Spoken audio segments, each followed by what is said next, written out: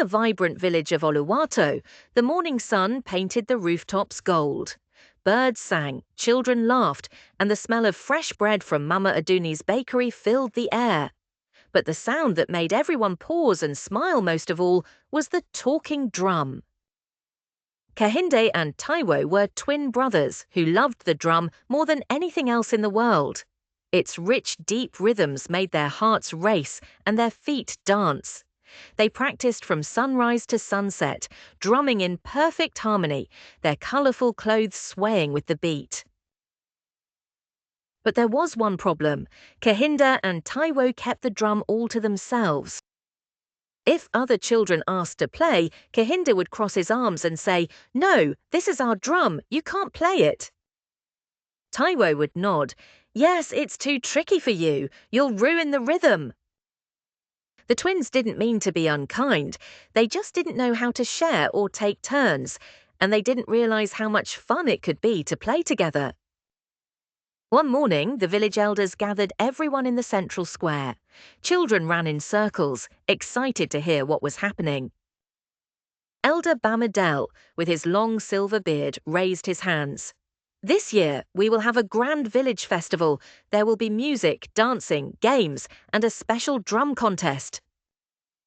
The twins' eyes widened. "A drum contest! We'll win for sure," Kehinde whispered. Taiwo grinned. "No one can beat our rhythm." The festival day arrived. People from all around Oluwato gathered with bright fabrics, drums, rattles, and smiles. Children formed teams, ready to play and dance. Kehinde and Taiwo set their drum at the centre of the square. Children approached timidly, asking politely, "Can we try the drum?" Kehinde shook his head. "Sorry, it's just for us." Taiwo added, "Yes, only we know the rhythm. You might make mistakes." The other children hung their heads and walked away, sad. The twins noticed fewer smiles in the crowd. Their music didn't sound as cheerful as before. That night, the twins practiced alone. They drummed fast, slow, soft, and loud, but the rhythm felt flat. Suddenly, the drum vibrated strangely. A deep, soft voice echoed, "Kehinde, Taiwo, why do you play only for yourselves? Music is meant to bring joy to everyone." The twins jumped back. Did the drum just talk?" Kehinde stammered. "Yes," said the drum. "I am a talking drum. I carry messages of friendship, happiness, and kindness. But when you keep me to yourselves, I cannot share my magic." Taiwo's ears turned red. We didn't mean to hurt anyone." The drum hummed gently. "Playing is wonderful, sharing is magical. Invite others, encourage them, and watch how the rhythm grows stronger." The next morning, Kehinde and Taiwo ran to the village square. "Children," Kehinde called, "would you like to play the drum with us?" The children hesitated, unsure if the twins really meant it. Taiwo added, "We want to learn how to play together." The children cheered. Slowly they took turns drumming. Some played soft taps, some tried loud beats, and some made mistakes. But Kehinde and Taiwo smiled, laughed, and encouraged them. Little Adebayo, who had never drummed before, tapped softly. "Like this?" "Yes, wonderful," Kehinde said. "Try it again with me."